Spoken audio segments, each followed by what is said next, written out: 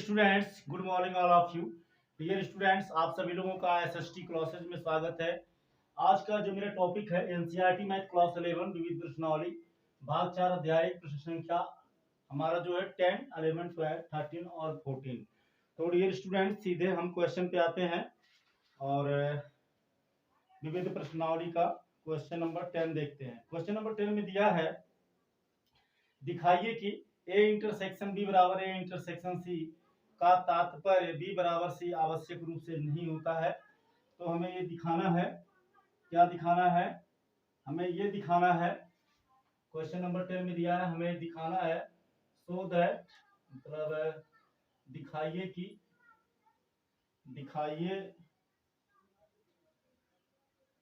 हमें दिखाना है कि यदि ए इंटरसेक्शन बी बराबर है, यदि ए इंटरसेक्शन बी बराबर है ए इंटरसेक्शन सी के, तो जरूरी नहीं कि बी बराबर सी होगा।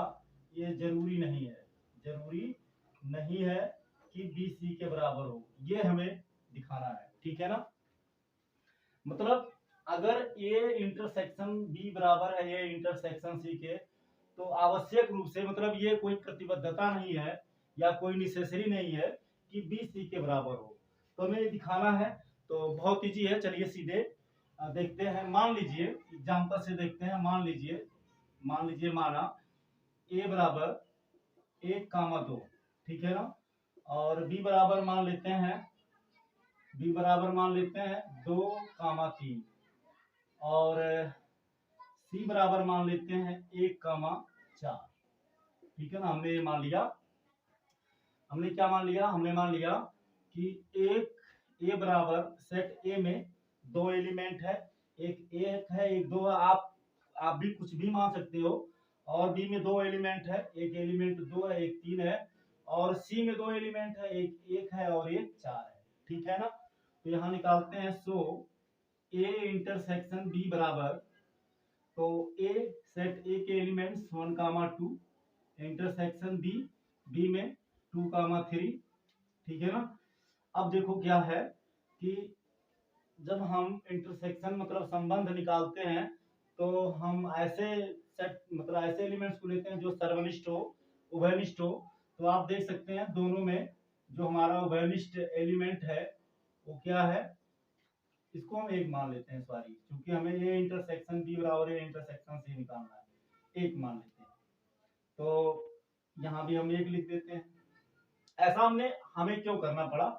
क्योंकि हमें ये प्रूव करना है ए इंटरसेक्शन बी बराबर ए इंटरसेक्शन सी। कहने का मतलब एक एलिमेंट ऐसा होगा जो तीनों में होगा। तो 1 इसमें भी है, इसमें भी है, इसमें भी है, बाकी कुछ भी हो सकता है। तो देखिए कॉमन, तो ए इंटरसेक्शन बी, तो ए की जगह पे हमने 1, 2 रख दिया, फिर इंटरसेक्शन था, इंटरसेक्शन लगा दिया, बी की जगह पे 1, 3। तो कॉमन एलिमेंट क्या है? 1 इसमें भी है, 1 इसमें भी है, ठीक है ना। तो 1 ये हो गया हमारा। अब फिर हम निकालते हैं ए इंटरसेक्शन सी। तो ए इंटरसेक्शन सी, तो ए का ए में एलिमेंट्स क्या है? 1, 2 है। फिर इंटरसेक्शन लगाते हैं, फिर सी, तो सी में क्या है? 1, 4 है। तो अब यहां भी हम इंटरसेक्शन निकालेंगे, सर्वनिष्ठ एलिमेंट्स लेंगे। तो देखिए 1 इसमें भी है, 1 इसमें भी है, तो हमारा हो गया 1, ठीक है ना। अब आप देख सकते हैं, इसको अगर आप 1 मान लीजिए और इसको आप 2 मान लीजिए, ठीक है ना। तो 1 और 2 से हमें पता चलता है, 1 और 2 से पता चलता है, क्या पता चलता है कि ए इंटरसेक्शन बी में भी 1 और ए इंटरसेक्शन में भी एक एलिमेंट्स 1। तो इससे पता चलता है ए इंटरसेक्शन बी बराबर ए इंटरसेक्शन सी। ये तो हमारा प्रूफ हो गया, ठीक है ना। लेकिन बट आप देख सकते हैं A intersection B A intersection C तो बराबर है, लेकिन आप देख सकते हैं बी सी के बराबर नहीं है। क्यों नहीं है? क्योंकि जो सेट बी है उसमें एलिमेंट्स 1, 3 है, और जो सेट सी है इसमें एलिमेंट 1, 4 है। इक्वल तब होगा जब दोनों में सेम एलिमेंट हो। तो सेम एलिमेंट्स नहीं है, यहाँ लिख सकते हैं but B does not equal to C. और हमें यही प्रूव करना था कि जरूरी नहीं है कि बी सी के बराबर, ठीक है ना। तो डियर स्टूडेंट्स, ये हो गया क्वेश्चन नंबर 10। क्वेश्चन नंबर 11 की ओर देखते हैं। क्वेश्चन नंबर 11 दिया है, मान लीजिए ए और बी एक समुच्चय है यदि किसी समुच्चय x के लिए a इंटरसेक्शन b बराबर b intersection x a intersection x बराबर b इंटरसेक्शन x बराबर 5, तो क्वेश्चन नंबर 11 को यहाँ दिया है, क्या दिया है लिख लेते हैं। दिया है क्या दिया, a इंटरसेक्शन x बराबर a इंटरसेक्शन x बराबर b इंटरसेक्शन x बराबर 5, इसको मान लेते हैं a, ठीक है ना। a इंटरसेक्शन x बराबर b इंटरसेक्शन x बराबर 5। फिर क्या दिया है, फिर दिया a यूनियन b बराबर b union x, a union x बराबर b यूनियन x दिया है, और इसको समीकरण नंबर 2 मान लेते हैं। तो हमें शो करना है, सो दैट, दिखाइए कि, क्या दिखाना है, हमें दिखाना है a बराबर b, a बराबर b, ठीक है ना। बहुत सिंपल है, बिल्कुल आपको घबराना नहीं है, बड़े ही आसानी से आप इसको लगा सकते हैं। देखो इसको हम ले लेते हैं समीकरण 2 से, ठीक है ना। समीकरण 2 से, समीकरण 2 क्या है, a union x is equal to b union x।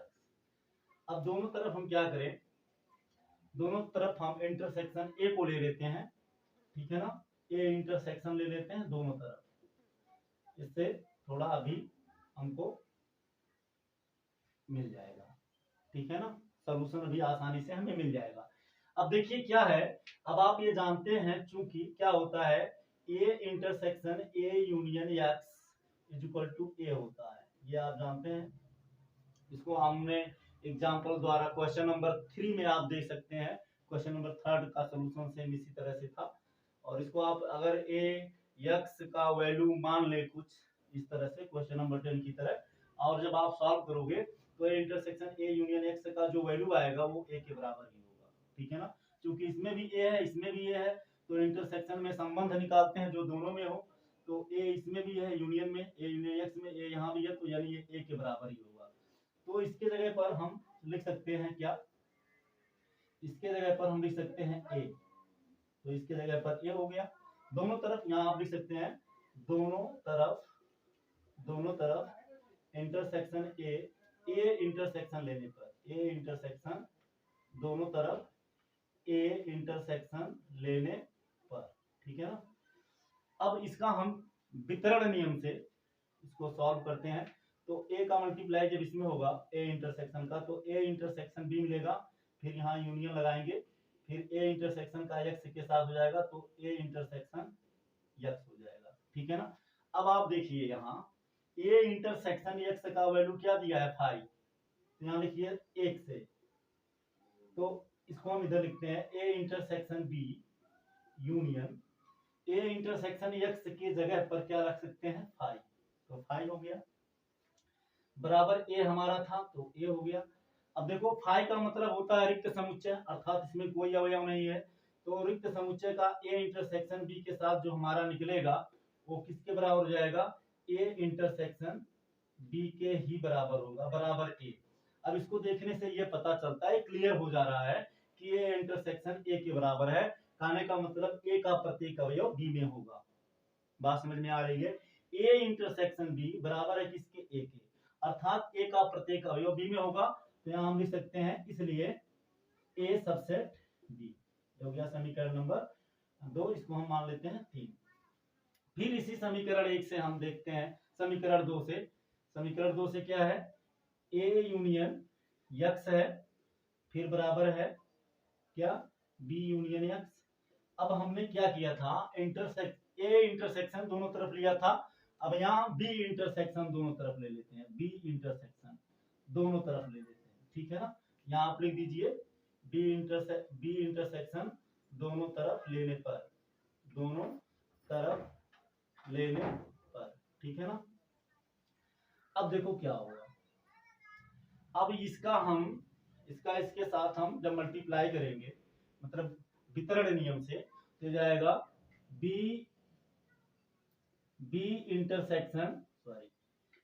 Intersection a, फिर यहाँ यूनियन है, यूनियन लगाइए, फिर b इंटरसेक्शन इसका x के साथ हो जाएगा, तो जाएगा b इंटरसेक्शन x, ठीक है ना।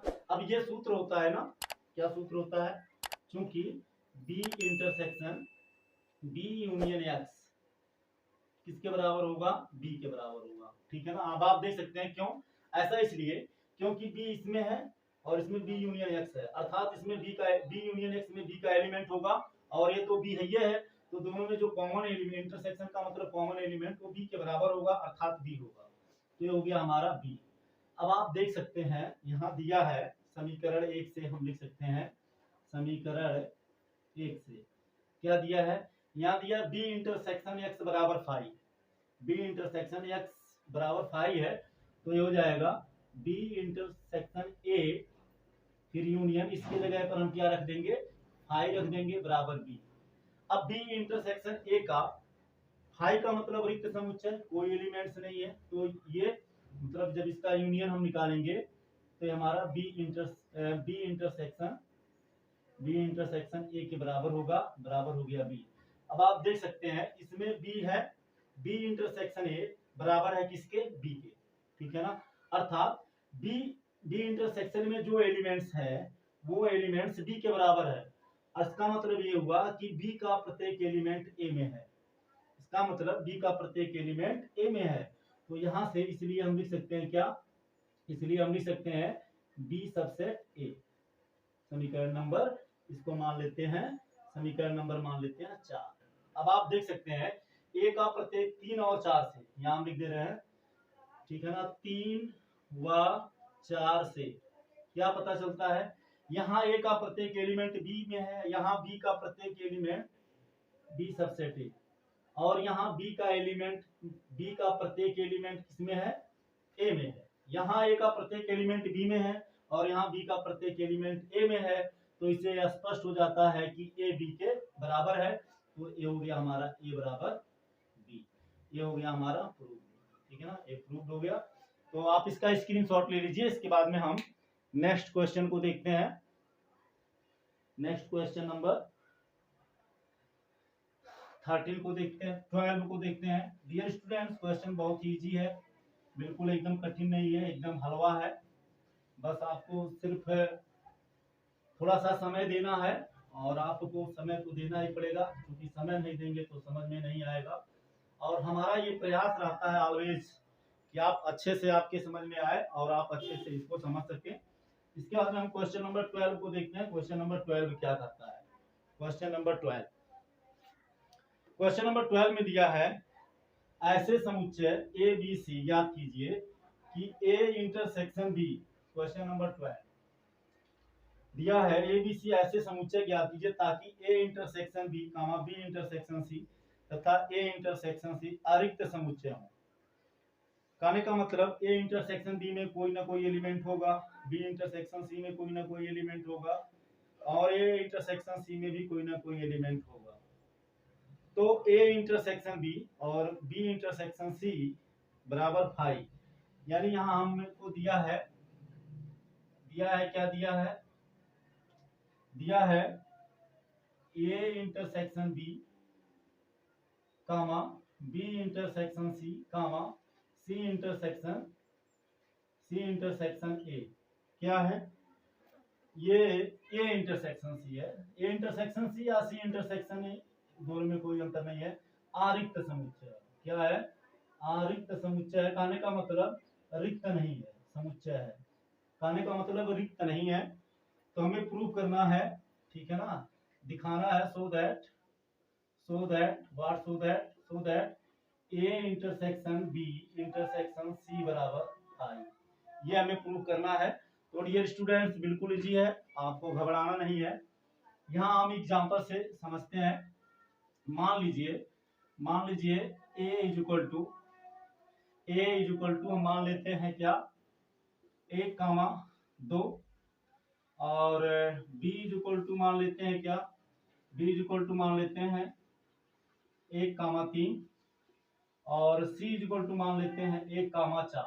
ठीक है ना, ये मान लेते हैं। अब इसके बाद में हम निकालते हैं क्या, इसके बाद में हम निकालते हैं इसलिए ए इंटरसेक्शन बी बराबर, तो ए इंटरसेक्शन बी बराबर ए का क्या है, ए और बी में क्या कॉमन है, 1 है, तो यहाँ ए हो गया 1। फिर हम निकालते हैं बी इंटरसेक्शन सी, तो बी इंटरसेक्शन में सी में क्या कॉमन है, ये भी हमारा 1 है। 1 मिनट, इसको हम मान लेते हैं 2 3, 2,3 मान लेते हैं, और इसको हम मान लेते हैं 3,4। ठीक है ना। बी इंटरसेक्शन सी में क्या कॉमन है, बी इंटरसेक्शन सी में कॉमन है, और यहाँ हम मान लेते हैं 1,3 मान लेते हैं, 1,3। ठीक है ना। ऐसा है क्योंकि ये A intersection B, B intersection C, A intersection C आरिक्त समुच्चय है। आरिक्त का मतलब इसमें कोई ना कोई एलिमेंट है, लेकिन तीनों का जब इंटरसेक्शन निकालेंगे तो फाई आएगा। तो मतलब कहने का अभिप्राय है मैच नहीं होना चाहिए तीनों में। अभी तीनों में 1 1 रख देते तो मैच हो जाता, तो आंसर आ जाता गलत। तो जो हमें प्रूव करना था वो नहीं आता, इसलिए यहाँ से हमने 1 को हटा दिया। ठीक है ना। अब देखो बी इंटरसेक्शन सी, तो दोनों में कॉमन एलिमेंट क्या है, 3 है। फिर हम निकालते हैं ए इंटरसेक्शन सी, तो ए इंटरसेक्शन में कॉमन एलिमेंट क्या है, 1 यहाँ भी है और यहाँ भी 1 है, ये हमारा हो गया 1। ठीक है ना। अब यहाँ लिखते हैं so A intersection B intersection C बराबर, इसको हम ऐसे भी लिख सकते हैं A intersection B intersection C. ठीक है ना। तो ए इंटरसेक्शन बी में क्या है, 1 है, और तो यहाँ हमने लिख दिया 1। ठीक है ना। तो A intersection B intersection C, तो ए इंटरसेक्शन बी, 1 मिनट, इसको हम वितरण नियम से इस तरह से, तो ए में हमारा क्या है, ए में हमारा 1,2 है, और बी इंटरसेक्शन सी, तो ए की जगह पर हम क्या रख देते हैं, ए की जगह पर रख देते हैं 1,2 इंटरसेक्शन बी इंटरसेक्शन, इसको हम इस तरह से भी लिख सकते हैं। तो बी इंटरसेक्शन सी में क्या है, 3 है, तो 3 हो गया।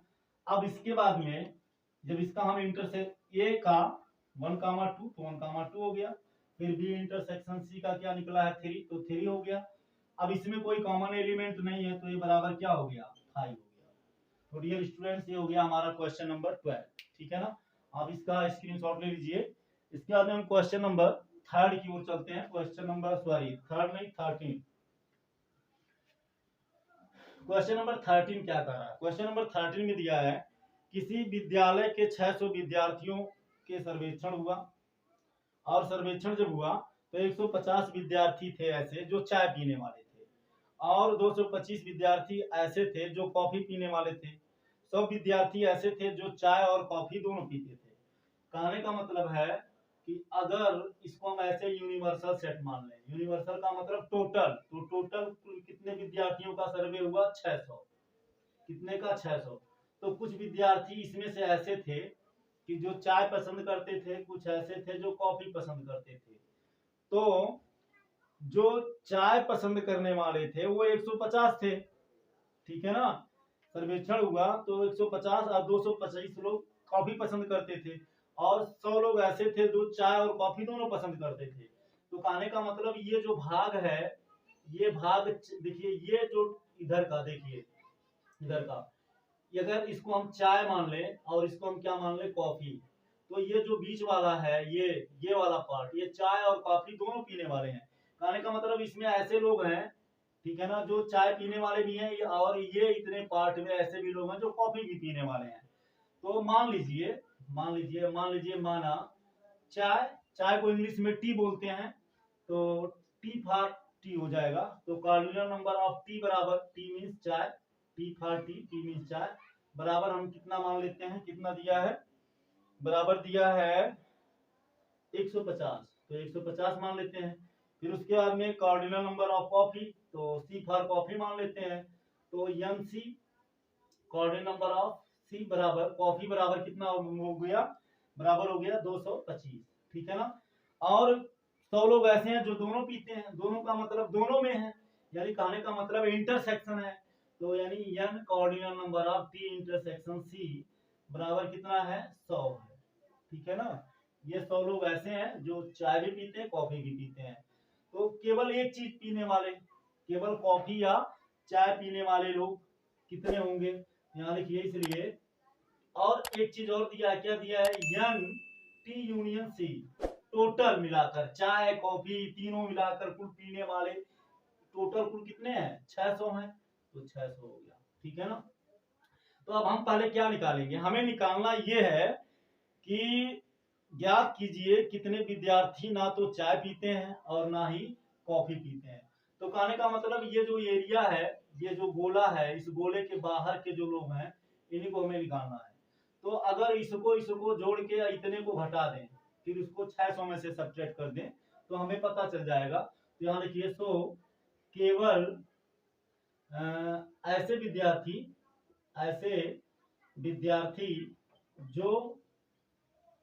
जो केवल ऐसे विद्यार्थी जो ना तो चाय पसंद करते हैं ना तो कॉफी, जो ना तो चाय पसंद करते हैं और ना ही कॉफी, तो बराबर टोटल कुल कितना है, 600 है। 600 में से हम क्या करें, 600 है, इसको जोड़े और फिर इतने को हम क्या करें, इसमें से घटा दें, तो ये हो जाएगा ब्रैकेट में। इसको चाय और कॉफी वाले कितने हैं, 150 हैं, 150 प्लस 225 है ना। तो इसको जब हम जोड़ेंगे तो टोटल चाय कॉफी आ जाएगा। 100 लोग ऐसे भी हैं जो दोनों पीते हैं, तो इसी में से 100 को हम माइनस कर देते हैं, तो मेरा हो जाएगा 600 माइनस 150 और 225, जब हम जोड़ेंगे तो हो जाएगा 375। अब 375 से इस 100 को माइनस कर दीजिए, तो बराबर हो जाएगा 600 माइनस 200, 275 हो जाएगा। यहाँ से क्लोजर लेंगे हासिल, तो 10 से 5 जाएगा 5, यहाँ बचेगा 9, और 9 से जब 7 जाएगा तो 2 बचेगा, यहाँ बचेगा 5, 5 से 2 जाएगा तो 3। तो 325 लोग ऐसे भी हैं जो ना तो चाय को पीना पसंद करते हैं और ना ही कॉफी को पीना पसंद करते हैं। तो डियर स्टूडेंट्स, आप इसका स्क्रीनशॉट ले लीजिए। इसके बाद में हम नेक्स्ट क्वेश्चन को देखते हैं। Question number 14। Dear students, question बहुत इजी है, बिल्कुल आसान है, बस आपको थोड़ा समय देना होगा और बड़े ही आसानी से आप इसको समझ सकते हैं, बिल्कुल आपको घबराने की जरूरत नहीं है। ठीक है ना। इसके बाद हम देखते हैं क्वेश्चन नंबर 14 क्या कहता है। देखो क्वेश्चन नंबर 14 में दिया है, क्वेश्चन नंबर 14 क्या दिया है, क्वेश्चन नंबर 14 में दिया है विद्यार्थियों के समूह में 100 विद्यार्थी हिंदी, 50 विद्यार्थी अंग्रेजी, 25 विद्यार्थी दोनों भाषाओं को बोलते हैं। विद्यार्थियों में से प्रत्येक या तो हिंदी या अंग्रेजी जानता है। समूह में कुल कितने विद्यार्थी हैं। तो कहने का मतलब है कि ये मान लीजिए ये पूरा समूह है, ठीक है ना। इसी में हिंदी वाले भी हैं और इसी में इंग्लिश वाले भी हैं, H for Hindi, E for English. और ये जो बीच वाला पार्ट है, इसमें ऐसे लोग आएंगे जो हिंदी भी जानते हैं और इंग्लिश भी जानते हैं, और ये टोटल लोग आ जाएंगे इसमें टोटल। तो इसमें कह रहा है, मान लीजिए माना हिंदी बोलने वाले NH मतलब कार्डिनल नंबर ऑफ एच, यानी हिंदी बोलने वाले लोगों की संख्या बराबर कितनी है, बराबर है 100। ये हो गया 100। इसके बाद में cardinal number of E, English बोलने वाले लोगों की संख्या कितनी है, 50। फिर cardinal number of H intersection E, ऐसे लोग जो हिंदी भी बोलते हैं और इंग्लिश भी बोलते हैं, कितने लोग हैं, 25। तो 25 हो गया। अब हमें ये निकालना है कि कुल कितने विद्यार्थी हैं, यानी हमें निकालना है यन एच यूनियन ई, ये हमें निकालना है, ठीक है ना। हमें टोटल निकालना है एच। तो इसको निकालने बिल्कुल आपको घबराने की दिक्कत नहीं है, घबराने की जरूरत नहीं है, बड़े ही आसानी से आ जाएगा। तो यन, तो हमें केवल ये निकालना है, सॉरी हमें निकालना क्या है, एक मिनट, हमें निकालना है कि कुल कितने लोग हैं, है ना। कुल कितने समूह में कुल कितने लोग हैं, समूह में कुल कितने लोग हैं, हमें ये निकालना, हाँ वही निकालना है, एच यूनियन ई, ये हमें निकालना है। तो यहाँ लिखिए, इसलिए मतलब कुल संख्या बराबर क्या हो जाएगा, बराबर हिंदी वाले को हमें कुल संख्या निकालनी है, सॉरी हमें निकालनी है कुल संख्या, क्या निकालनी है, देखिए इसमें दिया है इस समूह में टोटल कुल कितनी संख्या है, तो ये बराबर हमें निकालना है, यहाँ लिखिए इसलिए कुल संख्या बराबर हो जाएगा,